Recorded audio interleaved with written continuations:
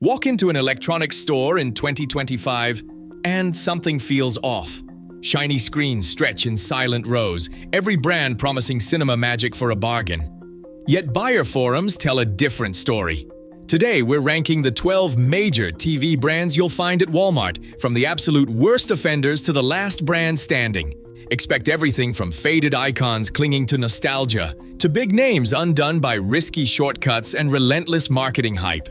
Each spot on this countdown is earned by real reliability issues, consumer regrets, and the hidden costs behind the shiny stickers. Which TV brand let quality slip the most? And which one still puts value first? Let's start the countdown with number 12. Number 12, RCA, the ghost that refuses to die.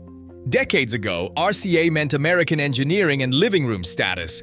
Now it's just a sticker on plastic, leased out by Curtis and Voax to whoever will build it cheapest. Under the store lights, the picture almost passes. At home, it's a washed-out mess. Colors bleed, motion smears, and the whole panel can fade to black before the warranty's up. HDMI ports stop working, remotes die, screens flicker or just go dark. Owner forums are packed with stories of RCA sets failing in less than a year. Support lines that never answer, and nostalgia that turns into regret. Bottom line, RCA is a zombie brand, propped up by memories but built to disappoint. Number 11. Insignia, Best Buy's best mistake. The promise is simple: a budget TV you can grab off the shelf, plug in, and forget about. But the reality is a store brand roulette, where every batch comes from a different factory and quality is anyone's guess. Menus lag like you're pressing buttons through syrup, apps freeze mid-show, and the sound cuts out just when the plot twist hits. Internal audits leaked from Best Buy claim some Insignia runs saw return rates as high as 1 in 8, 12% of sets boomeranging right back to the store. Owners complain support just bounces you between Best Buy and a mystery manufacturer, neither willing to own the problem. Cheap up front, expensive in wasted time and frustration. Bottom line, Insignia is a bargain bin gamble, one that too often leaves you holding the receipt and a dead screen. In the 10th place, Toshiba, the name that lost its meaning. Once a heavyweight in TV engineering, today's Toshiba is just a badge, quietly handed over to Hisense after 2017. Walk into Walmart, spot a Toshiba Fire TV, and you might think you're getting a deal, a trusted brand with built-in streaming. But peel back the Fire TV interface and all you find is a mediocre panel, stuck pixels and motion blur that turns fast action into a watercolor mess.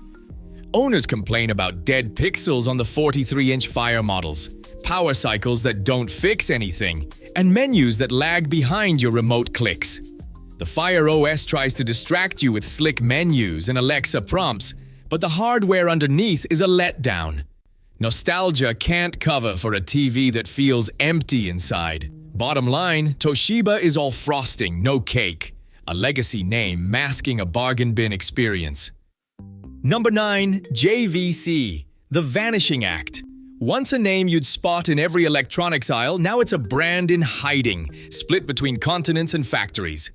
Buy a JVC at Walmart, and it's a coin toss whether your TV was built in Turkey, Mexico, or somewhere else entirely. Teardowns of the LT58 model reveal panels stamped by Vestel, mainboards from Amtran, sometimes both in the same box. Firmware mismatches are common, with some units refusing updates or running different menus than the manual describes. Remotes have a reputation for giving up early, leaving owners mashing buttons while the screen ignores them. Outdated software, random build quality, and no way to know what you're getting until you open the box. Bottom line, JVC is a magic trick gone wrong, a brand that claims to be everywhere but delivers nothing you can count on. 8th place, Philips, the identity crisis. In Europe, Philips is still a status symbol. Ambilight, LEDs, crisp panels, and a reputation for getting the details right. But walk through a Walmart in the US and the Philips badge on the box means something else entirely. Here, it's a Funai special, built to a price, not a standard. American Philips sets skip Ambilight altogether, cut corners on panel quality, and run software that feels like it's stuck in 2017. Internal Funai memos leaked in 2023 warned management that stripping out signature features was brand suicide. The answer from the top? Cut costs, keep the badge. The result is a TV that's Philips in name only. No Ambilight, no Euro-level motion smoothing, just a hollow shell with dated hardware. Owners expecting European quality end up with a knockoff wearing a familiar mask. Bottom line, Philips is a split personality. Luxury in Europe, letdown in America. Number 7. Panasonic, the premium that disappeared. Once a heavyweight in American living rooms, Panasonic TVs now feel like a rumor in US retail aisles. If you want the latest Panasonic OLED or LED, you're hunting through specialty online shops or importers, not big box stores. And that's where the headaches start. Buy a Japanese or European model, and you're left with firmware that won't update, streaming apps that refuse to load, and no US warranty to save you if something goes wrong. Owners of the TC-55GX800U, for example, found themselves locked out of American streaming services with no fix from Panasonic. Even the remote codes can mismatch, leaving you juggling workarounds just to change the channel. The hardware is still top shelf, sharp panels, clean motion, deep blacks. But without local support, it's like owning a Ferrari in a town with no gas station. Bottom line, Panasonic is a relic in the US. Great quality, but so hard to buy and support, it might as well not exist. Number 6. Vizio, the budget hero that lost its cape. There was a time when Vizio meant smart shopping, decent panels, low prices, and just enough features to keep the living room happy. But in 2025, the story is all about SmartCast, the software that promised streaming convenience and delivered a headache instead. Updates roll in whether you want them or not, and suddenly your home screen is a billboard, packed with ads, sponsored rows, and pop-ups for services you never asked for. Owners report SmartCast freezing mid-show, apps refusing to load, and remotes that need a fresh set of batteries every few weeks just to keep up.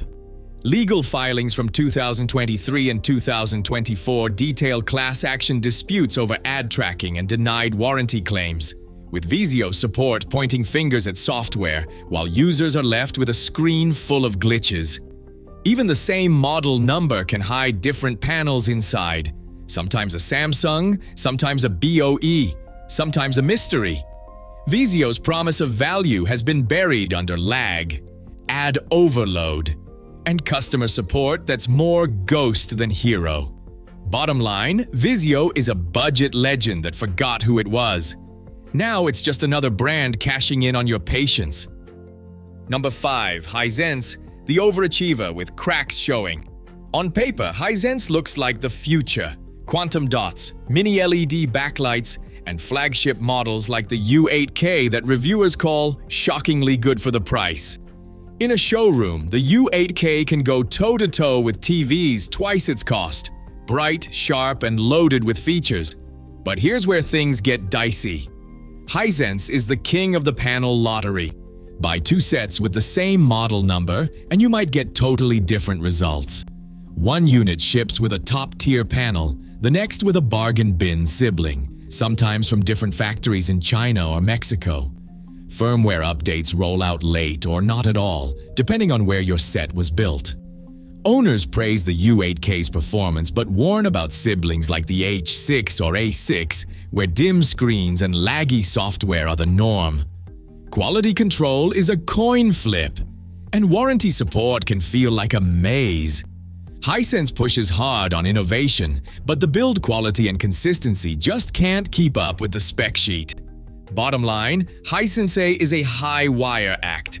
Brilliant when you hit the jackpot, but risky for anyone who wants peace of mind. Number 4. Samsung, the hype machine with a hangover. Step into any electronics aisle and Samsung is everywhere. Bold colors, razor-thin bezels, specs that make your jaw drop. But behind the marketing blitz, there's a creeping sense that something isn't right. Tizen OS used to be a selling point. Now it's a billboard. Pop-up ads, sponsored rows, and privacy policies that read like a data broker's dream. Dig into the settings and you'll find telemetry toggles buried 3 menus deep, tracking every click and show. In 2025, the frustration hits a new peak. Owners describe home screens that feel more like streaming malls than TV interfaces. And here's the real kicker. Samsung's relentless push for 8K is mostly smoke and mirrors. You pay a premium for pixels you can't use, because there's still almost no 8K content.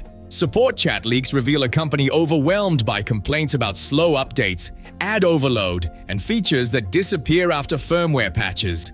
The trust that once made Samsung a safe bet is fading fast. Bottom line, Samsung's hardware is still top tier, but the experience is all about extracting your data and your dollars. It's a hype train that's finally running off the rails. Coming to the top 3, Sony, the artist losing its patience. For decades, Sony built its name on picture perfection. Colors that leap off the screen, motion so smooth it feels like film, and processors that turn even a streaming feed into a work of art. In 2025, the visual magic is still there. Lab reviews praise Sony's XR processing, calling it the gold standard for upscaling and clarity. But here's the catch. Owning a Sony feels less like buying a TV and more like paying admission to a museum. The price tag sits hundreds above the competition, and what you get in return isn't always immediate. Promised features like Dolby Vision gaming or advanced HDMI tweaks often arrive months late, hidden behind software updates that trickle out long after launch. Owners of the X90L and A80K waited half a year for the VRR update that was supposed to ship day one. And the remote? Still stuck in 2016, with mushy buttons and a layout that feels like an afterthought next to sleek rivals. Android TV runs well enough, but menus can lag, and some streaming apps take their time to load. For all the artistry in the picture, the user experience feels stuck in a time warp. Bottom line, Sony delivers gallery-worthy visuals but makes you pay in both dollars and patience. Elite performance, but only if you're willing to wait for your TV to catch up to its own hype. In second place, LG, the innovator burning out. For years, LG's OLED screens turned every living room into a mini theater. Perfect blacks, colors that pop, and a design so thin you'd swear it could float. But in 2025, that shine is fading. Burn-in, the ghost image that haunts OLED panels, is no longer just a scare story. It's a real risk. Long-term tests and repair shop logs show that even with built-in pixel refreshers, some owners start seeing channel logos or news tickers burned into their screens after a year or two of regular use. LG's own engineers flagged this in internal meetings, but marketing pushed ahead, promising lifestyle over longevity. The result? A growing number of warranty returns with unmistakable burn-in, and a cloud of uncertainty for everyone who shelled out for the best picture in the store. And then there's WebOS, the software that once felt slick and easy. Now it's a billboard. Banner ads, sponsored tiles, and pop-ups for services you never asked for clutter the home screen. Updates don't make things better. They just add more ways to sell you something. Owners complain about remote controls that lose connection, forcing a reset or even a full repair call. In 2024, these random remote disconnects became a running joke in tech forums. One more headache in a TV that's supposed to be the centerpiece of your home. LG still delivers jaw-dropping visuals when everything works. But the trade-off is clear. You get brilliance, but you gamble with durability and get a side order of advertising. Bottom line, LG is the OLED pioneer that's losing its grip. Still a marvel, but now every pixel comes with a warning label. And finally, in first place, TCL, the disruptor still standing. Not long ago, TCL was the punchline of every bargain bin joke, a brand you'd spot stacked high on Black Friday and assume would last about as long as the leftover turkey. But in 2025, TCL has flipped the script. The QM8 Mini LED lineup is the proof. Blistering brightness, quantum dot color, and a price tag that leaves the so-called premium brands scrambling for excuses. Independent audits put TCL's defect rate under 2%, less than a third of what you'll find from most rivals. That's not just luck. Every set passes through a chain of quality checks, from the Huizhou factory floor to the Tijuana assembly line, with spot inspections at US distribution centers catching problems before they hit the shelves. Buy a TCL S4 or QM8, and what you get in the box is what the spec sheet promises.